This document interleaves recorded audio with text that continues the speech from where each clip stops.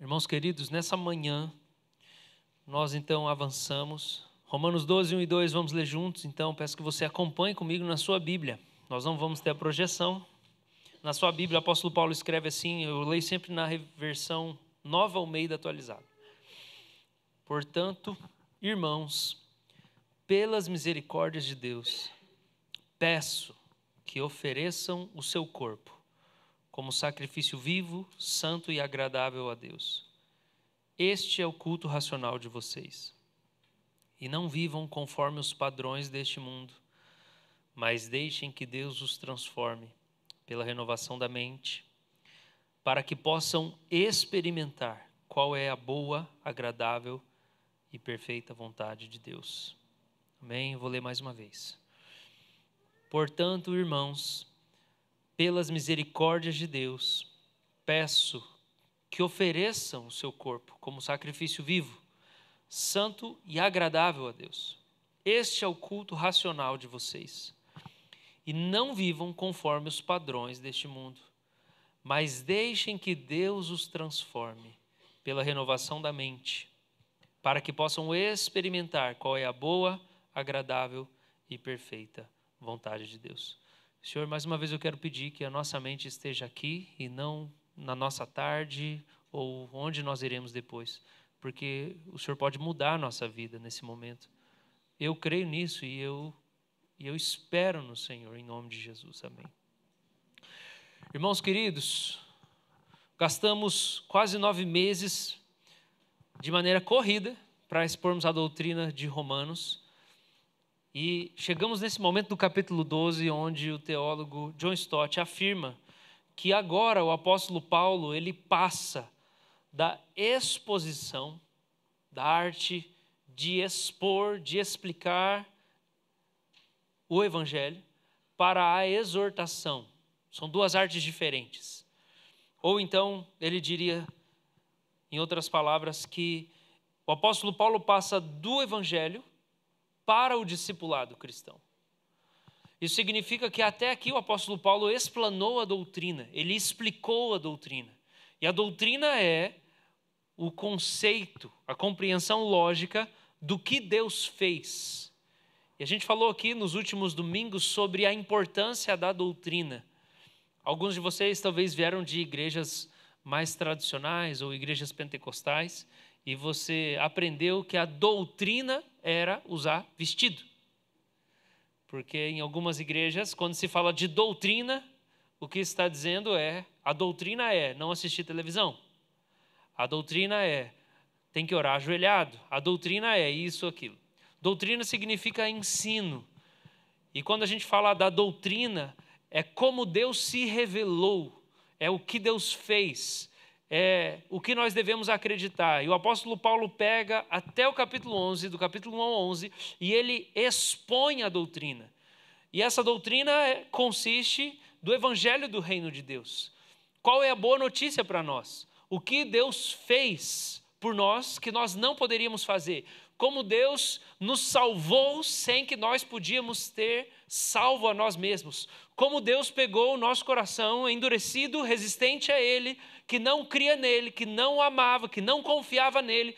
E Deus nos amou antes do nosso nascimento. Como Deus enviou Cristo, sem a gente ter pedido para Ele enviar Cristo.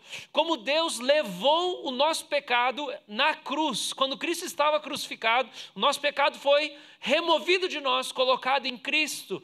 Como Deus resolveu todos os grandes problemas da nossa vida em Cristo Jesus. E agora, todas as coisas que acontecem cooperam para o nosso bem, porque nós fomos chamados segundo o propósito de Deus. Ele nos colocou em Cristo, a nossa vida não é mais nossa, a nossa vida é do Senhor. Ele nos fez justificados, agora nós somos filhos adotados, amados pelo Senhor. Tudo mudou para nós, pelo que Deus fez através de Cristo Jesus na cruz. E embora o mundo inteiro ainda não esteja regenerado, embora o reino de Deus não tenha vindo ainda em plenitude, embora a morte ainda seja parte da nossa experiência humana, embora a gente ainda tome decisões e muita gente faz isso, levado por impulsos sexuais, anseios carnais momentâneos, sem consultar a Deus, e a injustiça ainda existe na terra, a maldade ainda existe na terra, o sofrimento existe na terra. Embora tudo isso tenha acontecido, embora essa seja a realidade, Deus já começou a fazer todas as coisas novas. E isso a gente pode dizer que é o sinônimo da afirmação: o reino de Deus já chegou. O reino de Deus já chegou. O reino de Deus já invadiu o tempo, já invadiu a história, já invadiu esse momento. O reino de Deus já foi inaugurado. Jesus é o rei. E a nova criação já foi inaugurada, já começou. E o apóstolo Paulo, depois de explicar tudo isso, especialmente no capítulo 8, que é tão especial, de falar que essa salvação é para os judeus e para os gentios, no capítulo 9, 10 e 11.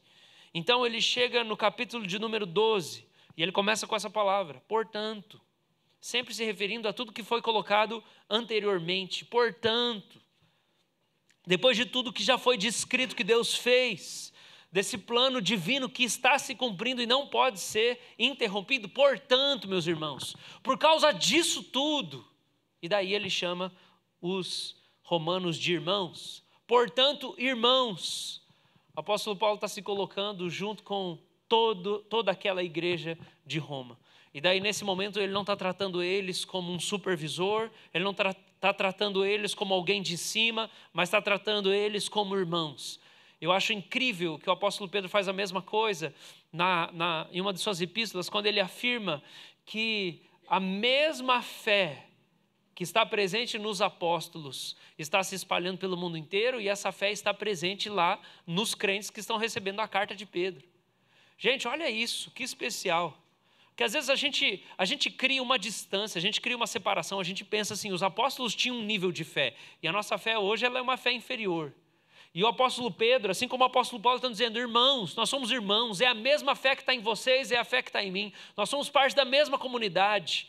E Paulo vai se aproximar deles agora nessa relação de irmãos, de alguém que já explicou toda a doutrina e o que Deus fez, mas agora numa conversa de irmãos. É importante a gente lembrar que para Paulo, essa palavra tem muito peso, irmãos, porque o apóstolo Paulo relata diversas vezes como ele perdeu a sua família e como ele foi rejeitado da comunidade de judeus depois que ele se rendeu a Cristo.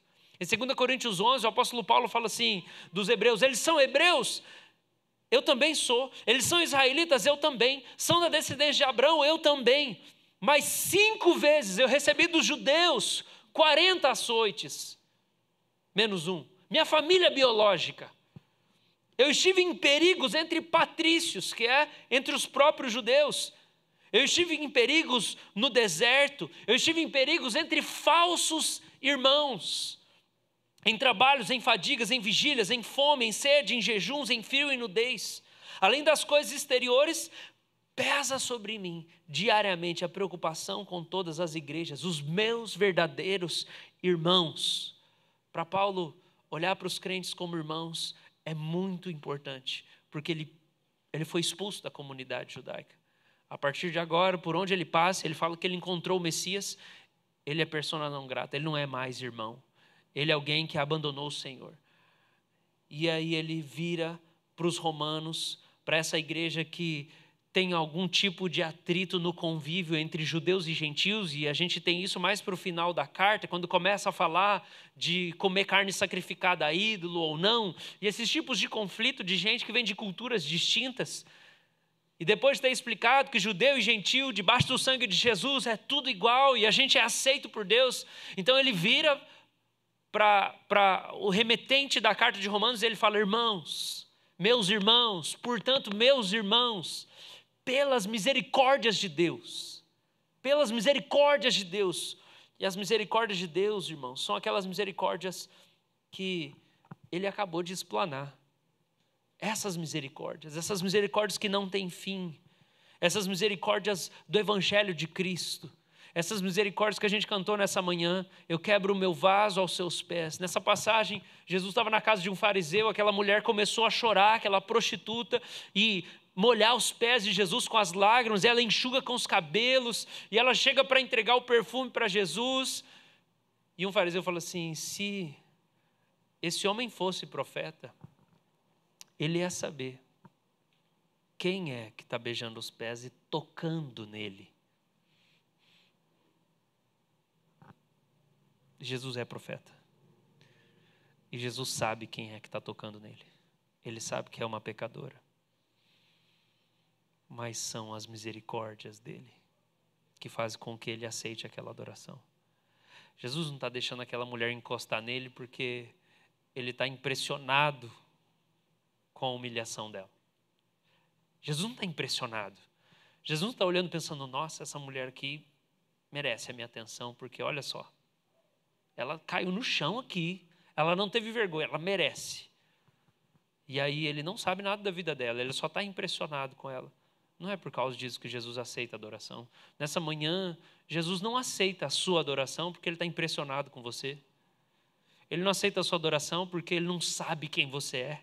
Você cantou hoje, você louvou, talvez você experimentou o consolo do Espírito Santo, talvez você teve algum momento diferenciado, especial para a sua alma aqui, enquanto você adorou a Deus com toda a igreja, você orou por alguém, alguém orou por você, talvez você recebeu uma palavra de encorajamento. Jesus não está impressionado com o seu culto nessa manhã, porque Jesus sabe quem você é. Ele sabe o que você faz fora daqui. Ele sabe o que você faz na sua casa, no seu trabalho, quando você está no carro. Ele sabe o que você pensa. Ele sabe tudo isso. Mas ele, apesar de saber tudo isso, de conhecer todos os seus pecados, ele escolhe receber sua adoração por causa das misericórdias. As misericórdias de Deus prometidas a Davi por meio de Cristo. E o apóstolo Paulo está dizendo: meus irmãos, pelas misericórdias de Deus, que eu acabei de explicar para vocês, que eu acabei de anunciar para vocês, eu quero fazer uma súplica. O tema da mensagem nessa manhã é, pode passar o slide, por favor, um só. É a súplica do Evangelho. Porque essa palavra que o apóstolo Paulo usa aqui é súplica, exortação, é um pedido. É alguém que está implorando para o outro. É alguém que sabe que não tem controle sobre a vontade e a decisão do outro, mas que se importa muito. E chega e fala: eu suplico para você, por favor, reconsidere essa situação. Eu sei que você está cansado dessa situação do seu casamento, mas eu imploro, não sai de casa. Paulo não está dando uma ordem, ele está conversando como um irmão para outro irmão. E a palavra que ele usa é a palavra súplica, paracaléu, de exortação. Ele se coloca do lado da pessoa, não de cima para baixo, numa imposição de ordem, mas de lado a lado, como um irmão, como ele já disse: irmãos, eu faço uma súplica, eu quero suplicar, eu quero implorar para você, porque é você que tem que fazer isso que eu vou dizer agora. Depois de tudo que eu disse que Deus fez, agora você tem que fazer uma coisa. Eu quero implorar, por favor, considere o que eu vou dizer. E a súplica do apóstolo Paulo é: por favor, ofereça-se voluntariamente a Deus. Por favor, se ofereça para Deus. Por favor, dê a sua vida, dê o seu tempo, dê o que sobrou de você para Deus. Talvez você ache que você não tem muita coisa para dar para Deus. É sempre bom a gente lembrar dos 5 pães e 2 peixinhos, né? É sempre bom a gente lembrar que talvez quando o Senhor te salvou, você também não tinha muita coisa para dar para Ele. Nem o seu coração você tinha para dar para Ele. Você não conseguia dar seu coração para Ele. Ele precisou te ajudar. Se Ele não tivesse colocado fé em você, você não ia crer. Se Ele não tivesse preparado alguém para pregar a palavra para você, você não ia ter acesso à palavra, à revelação de Deus. Se Ele não tivesse providenciado todas as circunstâncias para que você tivesse um encontro com Jesus, você não ia ter esse encontro. Você não tinha muita coisa para dar para o Senhor. Mas o apóstolo Paulo suplica, ele implora como um irmão. De novo, eu queria falar isso, porque isso fala da humildade de Cristo, irmãos. Isso fala da humildade do nosso Senhor Jesus. Porque Jesus, quantas vezes Ele exorta, Ele convida, Ele chamou. As misericórdias de Deus estão reveladas nos relatos do Evangelho. Jesus com o jovem rico, vocês se lembram bem dessa situação? O jovem rico fala: Jesus, eu vou te seguir para onde o senhor for. E daí Jesus fala assim: não, você não vai não. Você não vai. Ele fala: o que eu tenho que fazer, Jesus? Ele fala assim: cumpre os mandamentos. O jovem rico fala assim: eu já cumpri todos, Jesus. E daí Jesus fala assim: não, você não cumpriu todos. O texto fala que Jesus olha para ele com amor e fala assim: uma coisa falta para você. Porque o jovem, ele cita os 10 mandamentos, ele começa a citar. Só que tem um mandamento que o jovem não tinha cumprido. Qual que era o mandamento que ele não tinha cumprido? Não terás ídolos. Você não vai ter ídolo. Porque a própria Escritura fala que o amor é o dinheiro, é a idolatria. Jesus vira para ele e fala assim: vende tudo que você tem e me segue. O texto fala que o jovem contrariado vai embora porque ele tinha muito dinheiro. Ele vai embora triste. Mas quando a gente olha para o relato, como esse relato do jovem rico, a gente vê um Jesus humilde. A gente vê um Jesus que não está dando ordem. A gente vê um Jesus que está amavelmente comunicando, com doçura, olhando nos olhos e compaixão. Falta uma coisa para você. E a gente vê aqui um apóstolo Paulo diferente de outras ocasiões. Quando, por exemplo, com os coríntios, ele está brigando e falando assim: por que vocês estão ouvindo esses tais super apóstolos? Eles estão seduzindo vocês. Ou então o apóstolo Paulo lá, os Gálatas, que está falando assim: esses caras que estão seduzindo vocês para a circuncisão, eu queria que eles se castrassem. Que na hora da circuncisão lá, eles errassem na mão e eles se castrassem mesmo, porque eles estão afastando vocês de Cristo. Você tem o apóstolo Paulo se comunicando em diversos níveis de intensidade, mas aqui é com humildade que ele está suplicando. Irmãos, eu queria fazer essa súplica para vocês nessa manhã.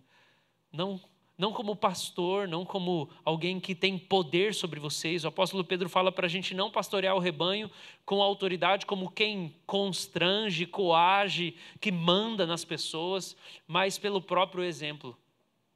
É assim que o pastor tem que pastorear. E eu queria falar assim com vocês nessa manhã. Faz 15 anos que eu sou pastor. E eu sei que eu não tenho controle sobre a vida das pessoas. Eu aprendi isso faz bastante tempo. Eu não posso controlar as decisões que as pessoas tomam na vida delas. Eu não posso controlar.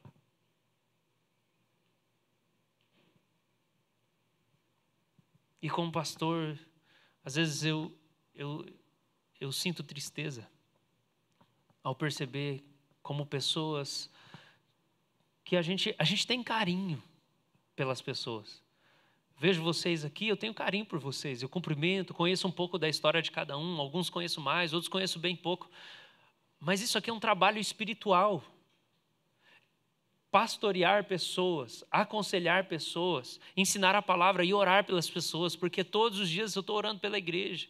Se não é todo dia exatamente, é toda semana. A gente está orando, pedindo para Deus consolar vocês, confortar vocês, manifestar o poder dele na vida de vocês, fortalecer a fé, mas também conduzir vocês à lucidez, ao arrependimento. Existe um zelo que Deus coloca, não só no meu coração, mas de outros líderes.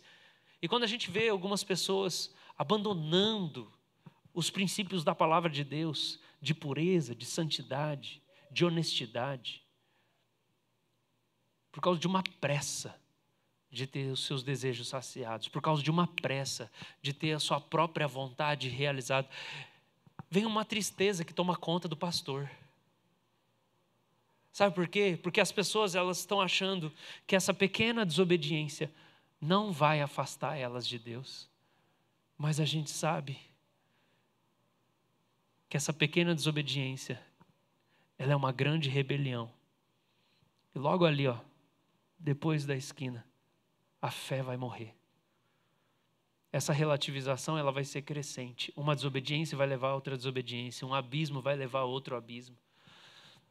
Como dizia um pastor que pregava nos nossos acampamentos de adolescentes, quando eu e o Jorge ia lá na igreja central, ele falava assim: pequenas concessões são o prelúdio de grandes apostasias. Pequenas concessões. Eu não preciso mais ler a Bíblia todo dia. Eu não preciso orar como primeira ação do meu dia. Eu não preciso esperar até o casamento para ter vida sexual. Não precisa ser crente a pessoa com quem eu vou casar. Se for trabalhador, uma pessoa decente, tá bom já. Não preciso dar o dízimo, assim, eu já sou generoso, eu ajudo as pessoas. Pequenas concessões são o prelúdio de grandes apostasias. É de maneira muito sutil que a serpente entra no jardim e convence. Apenas dá uma mordida num fruto. Apenas uma mordida. Acontece que para Deus é a rebelião do coração. Qualquer parte da sua vida que você ainda exerce o comando e a autoridade, é uma área que não foi oferecida para Deus. É uma área sobre a qual Jesus Cristo ainda não é o Senhor que reina. E o apóstolo Paulo está aqui suplicando por isso. Ele está falando, eu imploro para vocês. Porque primeiro, Deus já fez tudo o que Ele tinha que fazer. Ele já salvou você, Ele enviou Cristo, Ele enviou o Espírito no seu coração, te convenceu do pecado, você nasceu de novo. Em você há a esperança, quanto você já experimentou de Deus, quanto você já foi consolado na presença de Deus, quanto você ouviu a voz de Deus, quanto você já viu Deus agir através de você, quantas vezes Deus já falou com você. Mas eu queria suplicar para você, se oferece para Deus. Dá o seu corpo para Deus. Dá quem você é para Deus. Você já está salvo, você já está no reino, você já tem a vida eterna. Mas existe uma coisa que é você que tem que fazer, crente. É você, crente. Não é Deus, é você, crente. Você precisa se oferecer para Deus diariamente. Você precisa se dar para Deus. Você precisa se entregar para Deus. Você precisa falar, Deus, estou aqui, eu sou seu. Me toma, Senhor. É uma oferta. É uma oferta. A palavra corpo utilizada aqui é a palavra soma, no grego, significa a totalidade de uma pessoa em relação com o mundo. Inclui pensamentos, emoções e vontades. No Antigo Testamento, a palavra da totalidade do ser é a palavra coração, a palavra hebraica coração. No Novo Testamento é a palavra soma. Elas são equivalentes. Embora no Antigo seja coração, no Novo é corpo. Mas o que está contido nessa ideia é tudo que você é. Entrega tudo que você é. Dá tudo que você é. Não deixa Deus ficar só com o seu espírito. Não deixa Deus ficar só com a vida eterna. Se dê para Deus agora dentro do mundo. Se dê para Deus agora na situação atual que você está. Todos nós somos tentados por Satanás a pensar assim, esse momento está difícil, deixa passar um pouquinho, daí eu vou buscar Deus. Qualquer que seja a fase, esse momento está complicado, deixa melhorar um pouco as finanças, daí eu vou servir a Deus, que eu vou ter mais tempo para servir na igreja, que agora está difícil. Esse momento está meio complicado, deixa passar um pouco, daí eu vou crescer em oração, daí eu vou me doar à obra missionária, deixa passar um pouco, daí eu vou crescer em comunhão, em santidade. E a súplica é, se entrega para Deus, entrega tudo o que você é, dá o seu corpo para Deus, dá a sua mente para Deus, dá os seus desejos para Deus, dá a sua vida inteira para Deus. E Paulo faz isso suplicando, implorando, porque ele sabe que ele não pode controlar os irmãos de Roma. Eu sei que eu não posso controlar vocês, isso tem que ser uma decisão de vocês. Se eu pudesse convencer vocês, eu não sou melhor que o apóstolo Paulo. O apóstolo Paulo conseguiu em 11 capítulos falar das grandezas de Deus, da glória de Deus. Ele termina o capítulo 11 louvando a profundidade da riqueza, da glória, da sabedoria, do conhecimento de Deus. Na minha pequenez. Ei, irmão, você sabia que você pode ser um jumentinho de Jesus? Você sabia? Ou um jumentão de Jesus? Eu não posso te obrigar a se doar para Jesus, mas eu posso mandar você virar para o irmão do seu lado e repetir. Então vira para a pessoa que está do seu lado e fala, não seja um jumento de Jesus.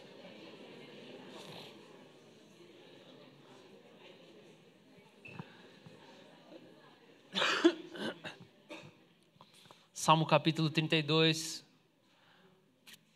O salmista escreve. Você pode correr comigo lá? Corre comigo lá, Salmo 32.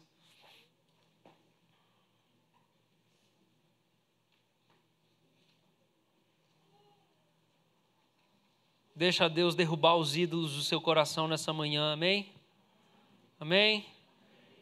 Deixa Deus mexer com você. Salmo 32, versículo de número 8. O Senhor faz uma promessa e Ele diz: eu o instruirei e lhe ensinarei o caminho que você deve seguir, e sob as minhas vistas lhe darei conselho. Verso 9. Não seja como o cavalo ou a mula, não seja o jumento, que não tem entendimento, que são dominados com freios e cabrestos, do contrário, não obedecem a você. Irmãos, Deus tem filhos distintos na casa dele. Tem crentes que são boas ovelhas, eles são ovelhas, são filhos obedientes e simples assim. O pai fala, obedece. Mas tem crente que é mula. Está aqui, ó. É uma mula. É mula, não ouve. Não ouve. O único jeito de Deus levar essa pessoa para a vontade dele é pondo um cabresto, é pondo um freio na boca. Tem que conduzir na dor. Tem que deixar o sofrimento bater. Porque não consegue seguir as palavras do Pai, a palavra do Senhor que vem para o coração. Irmãos, como é difícil isso. Como é difícil, às vezes, para o pastor ver isso acontecer.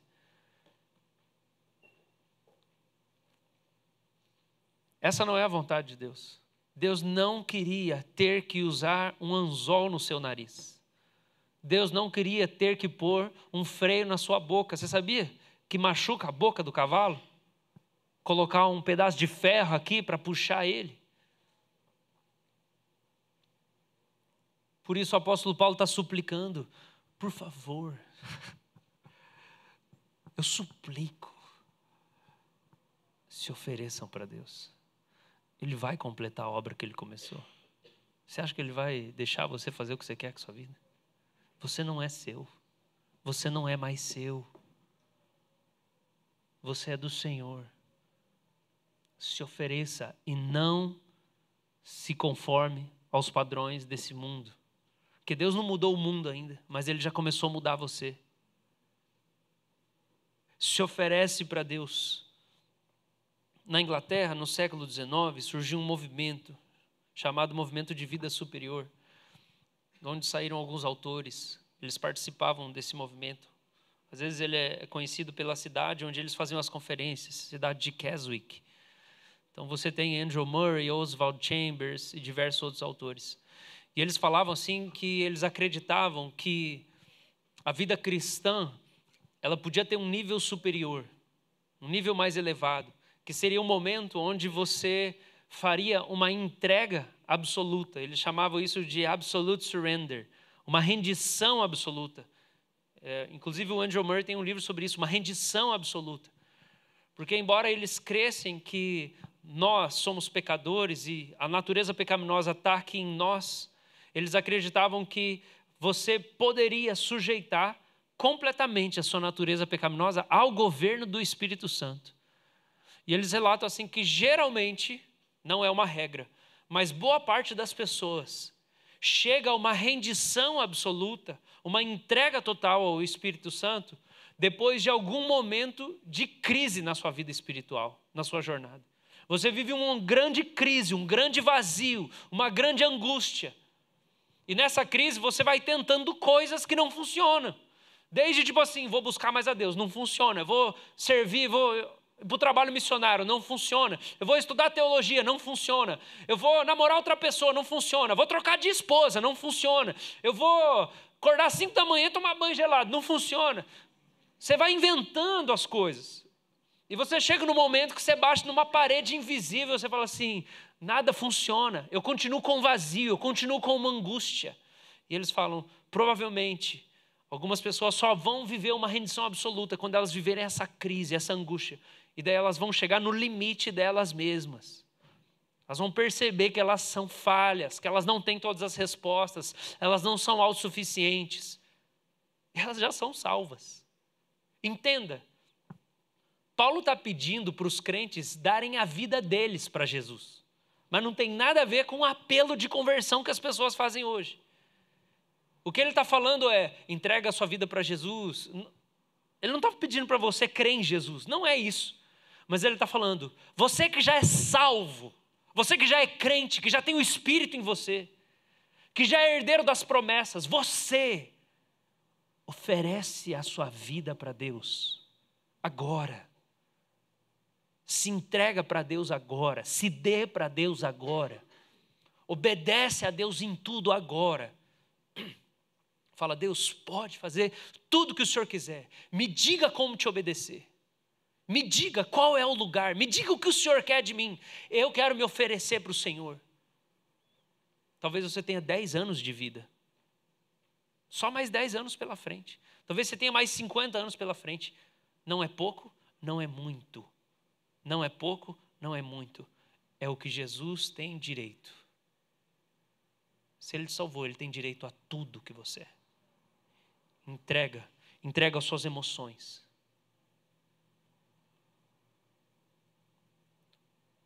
Recentemente, o Senhor tem me tratado algumas coisas no meu coração.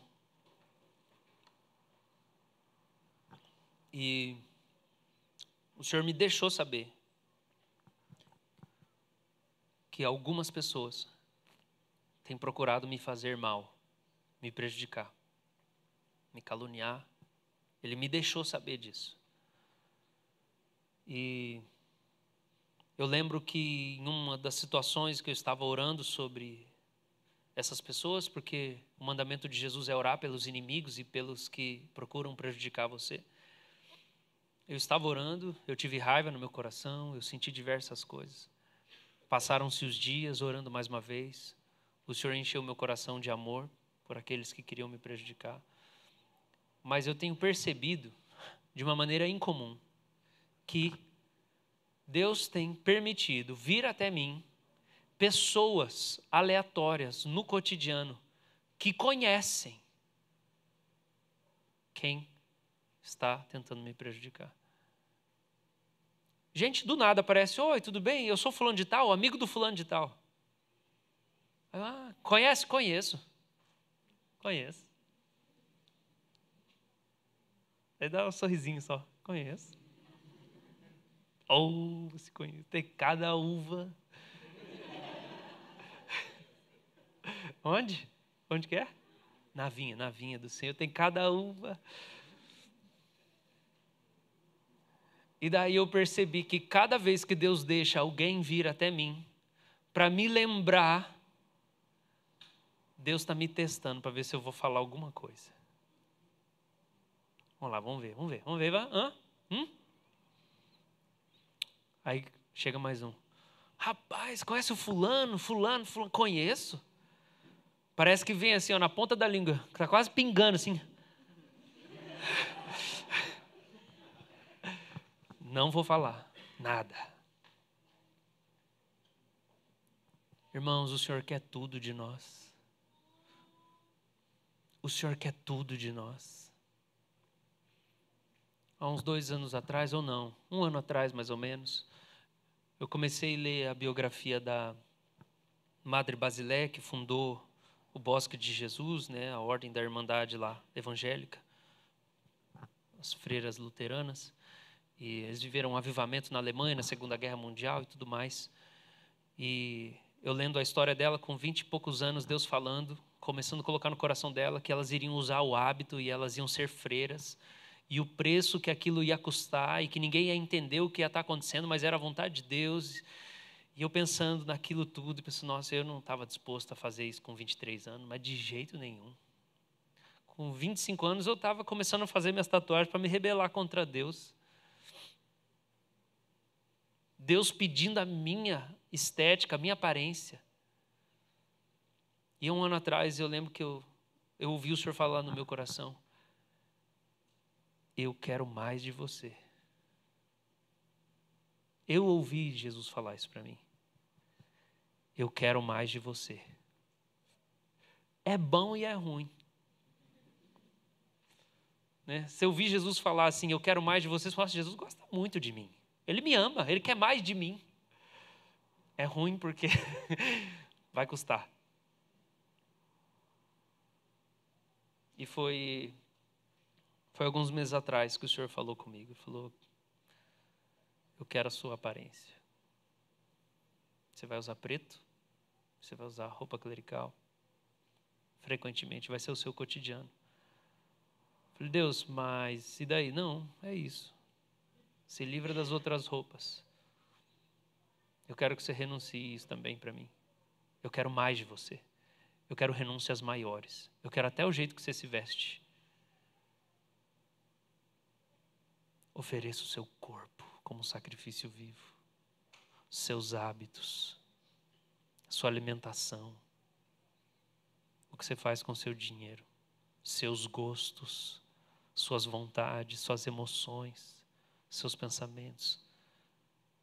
Pelas misericórdias de Deus. Por causa de tudo que Cristo fez por vocês, isso não vai ser nada. A luz da eternidade é leve e momentânea tribulação. Perto do peso da glória. Pensando na figura da balança que estava no coração do apóstolo Paulo, na figura da balança. Lembra como a balança antiga funcionava? Aquela balança da justiça. Você tem que equilibrar os pesos. O peso da glória ser revelado em nós é muito maior. Tudo que acontece com a gente nessa vida, tudo que a gente tem que oferecer para Deus, qualquer coisa que Ele peça para a gente entregar, é leve e momentânea tribulação, é desequilíbrio, é injusto. Qualquer coisa que a gente tem que dar é muito injusto, perto de tudo que Ele deu e que Ele ainda vai dar para nós. Só que, irmãos, novamente, o apóstolo Paulo não consegue forçar, e a gente não consegue forçar devoção em ninguém. A gente não consegue constranger ninguém a ter devoção a Cristo. Por isso a postura é, irmãos, eu suplico, vivam para Cristo. Eu suplico, se deem para Cristo. Eu suplico, se arrependam do pecado de vocês.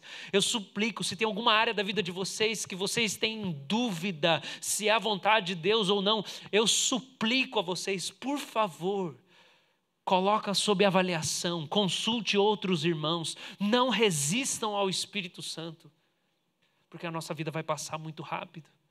Esse tempo vai passar muito rápido, os dias passam muito rápidos. E eu não quero entrar como que pelo fogo. Eu não quero entrar na glória pelo fogo. 1 Coríntios, 2 Coríntios capítulo 1. Tem gente que vai entrar pelo fogo.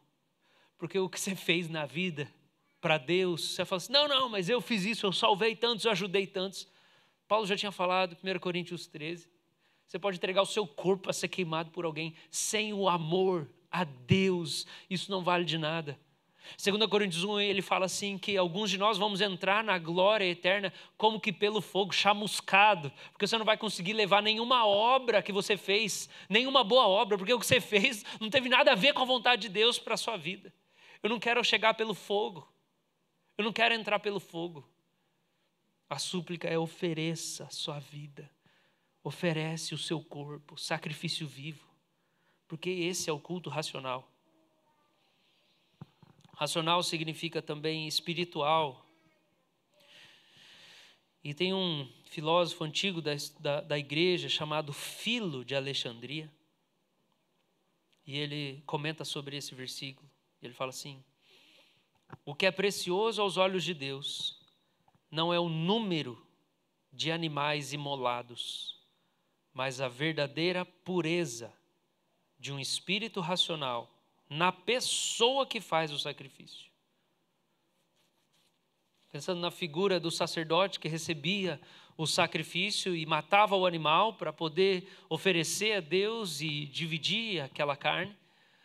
O apóstolo Paulo está falando, depois de ter dito que Cristo já se ofereceu como sacrifício por nós no Calvário.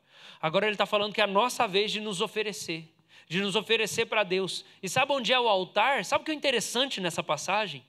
O altar desse sacrifício é o mundo. Você não vai ter a chance de se oferecer como sacrifício para Deus depois que Jesus voltar nos ares. Você só pode viver um sacrifício vivo, uma oferta para Deus aqui no mundo. É no cosmos, é no tempo atual, é na vida que você tem. é diante das situações atuais. É agora que você pode ser um sacrifício para Deus. Não tem outro altar aqui nessa passagem. O sacrifício é aqui e o altar é o mundo, é essa vida. Jesus quer a sua vida agora. É a vida atual. É a vida que você tem, é o corpo que você tem, é na vizinhança que você mora, é na família que você mora, é na situação financeira que você tem. É agora que Ele quer que você entregue tudo para Ele.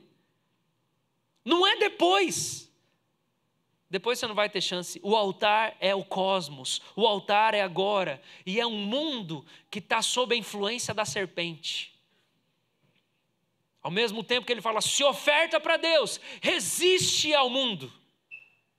Não se conforme com os padrões do mundo. O mundo jaz no maligno, a gente sabe disso. O que significa isso? Apenas para refrescar nossa memória, nossa compreensão. Significa que a influência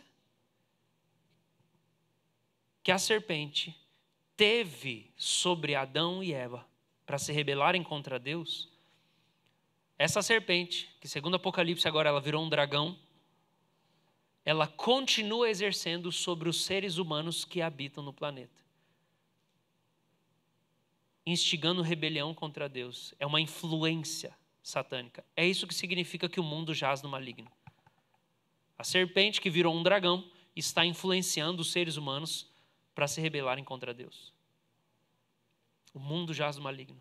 Isso significa que Satanás influencia todas as áreas da vida dos seres humanos e criam padrões de comportamento, de pensamento, de vivência, que eles não devem ser observados, mas resistidos.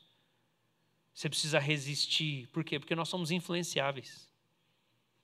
Nós somos influenciáveis. A gente imita quem está à nossa volta. A gente começa a vestir roupa igual das pessoas com quem a gente convive. Daqui a pouco a gente nem achava bonito, a gente está achando bonito. Nem achava legal, está achando legal, está dando risada da mesma coisa. Existe uma questão cultural de convívio. A cultura seduz, porque a cultura significa descanso. O ser humano produz cultura, porque cultura é descanso. Cultura significa que há um padrão e um jeito das coisas funcionarem que você não tem que ficar pensando toda hora como é que você vai fazer. Existem as regras pelas quais a comunidade vive. Então cultura é descanso, a gente quer cultura, a gente sabe o que vai acontecer num show. Você quer ir lá, você sabe como é que vai funcionar. E a cultura é convidativa. E o que o apóstolo está falando, resiste à cultura influenciada pelo dragão. Resiste à cultura que recebe esse sopro de rebelião contra Deus. Resiste à cultura, aquilo que é normal, aquilo que oferece um alívio, que não tem esse convite de sacrifício. É como se por um lado o Senhor estivesse falando para nós, eu quero que você se oferte como um sacrifício. E do outro lado Satanás está dizendo, não se sacrifique, se poupe. Se poupe. O pastor Heron da Igreja Comum estava lá em casa ontem, a gente comendo uma bolinha de queijo do festival. E ele estava compartilhando que ele está pregando sobre Jonas na igreja dele. E a gente estava conversando alguma coisa lá, que agora eu não lembro, mas ele fez uma colocação que falei,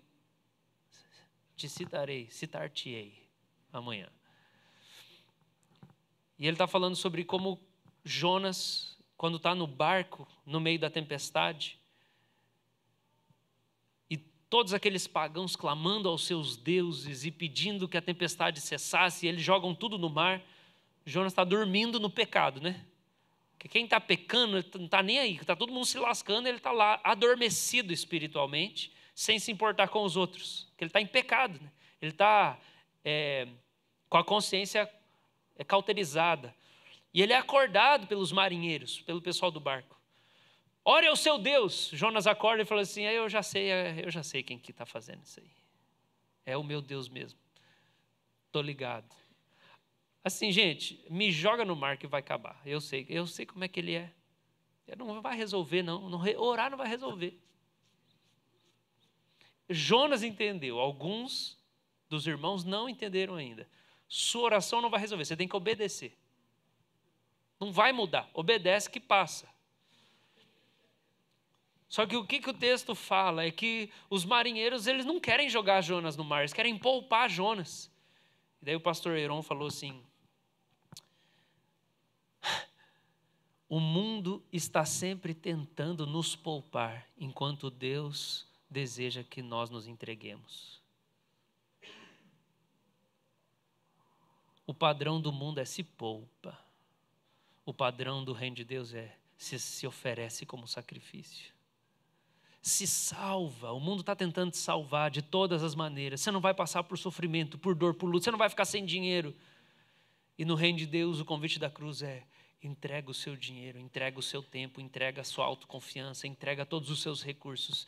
Deixa Deus prover com os recursos do reino de Deus. Deixa Deus. Se doa, ama o outro, serve o outro, abençoa o outro.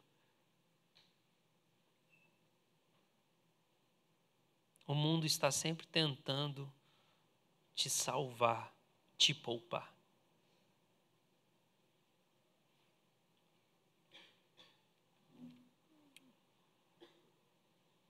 E a gente pode caminhar para o final dessa mensagem, entendendo que existe uma progressão aqui, nesse pensamento do apóstolo Paulo. Ele começa suplicando pelas misericórdias de Deus que eles ofereçam o corpo, a vida, o hábito. Depois, num segundo momento, ele fala de uma renovação de pensamento, de renovação de mente, de compreensão, de que você esteja consciente da oferta que você está fazendo, de que você entenda quem é o Deus que você adora, o que Ele quer. E, em último lugar, ele fala de uma experiência da vontade de Deus. A progressão é: obedece. Primeiro muda a sua prática, muda os seus hábitos.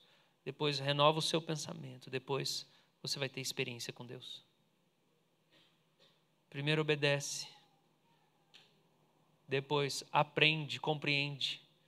Depois você vai experimentar Deus. Você vai ter experiência com Deus. O Senhor Jesus fala em uma passagem do Evangelho de João assim: se alguém quiser fazer a vontade de Deus, saberá se a minha doutrina vem de Deus ou não. Eu acho que é o capítulo 6 de João. Se alguém quiser fazer a vontade de Deus, saberá se a minha doutrina, o meu ensino, ele vem de Deus ou não. Jesus está dizendo que a disposição de obedecer vai vir antes da compreensão. Eu creio para entender. Primeiro eu me disponho a obedecer.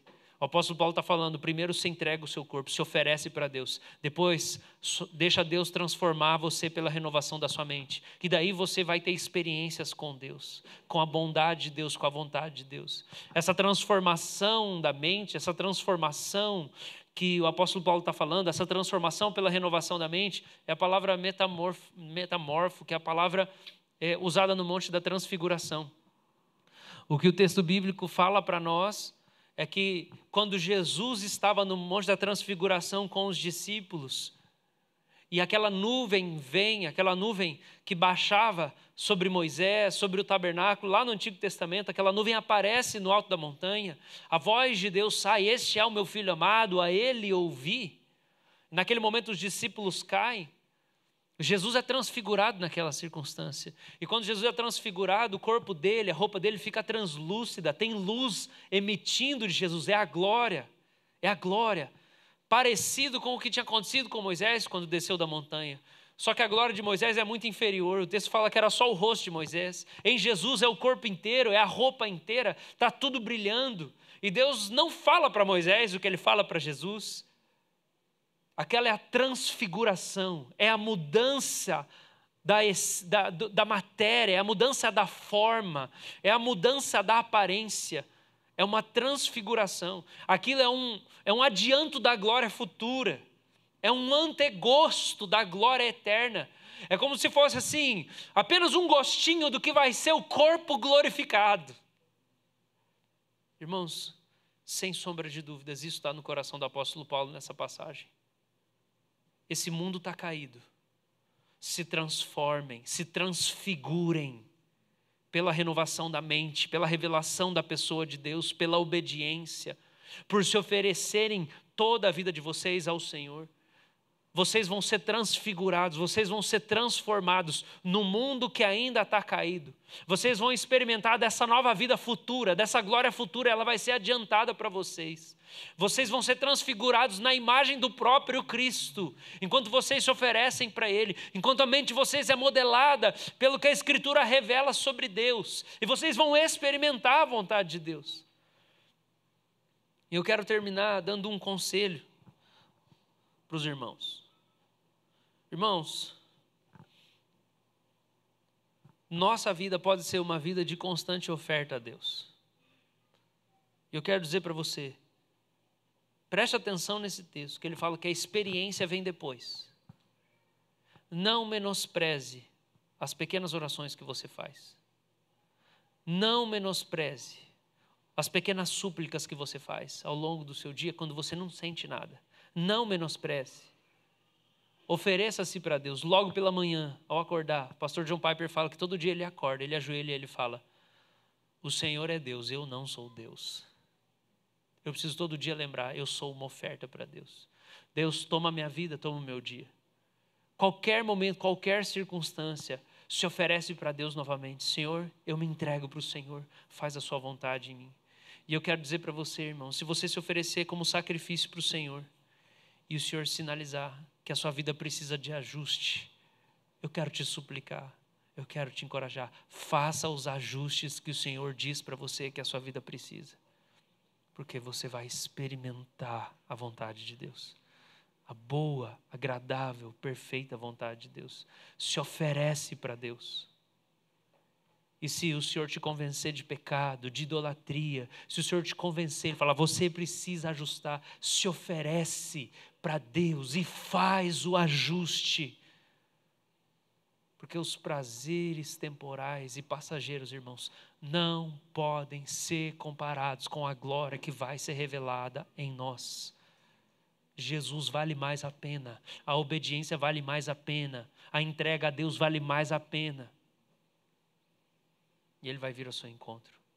Ele vai consolar você, porque Ele sabe livrar o justo da tribulação.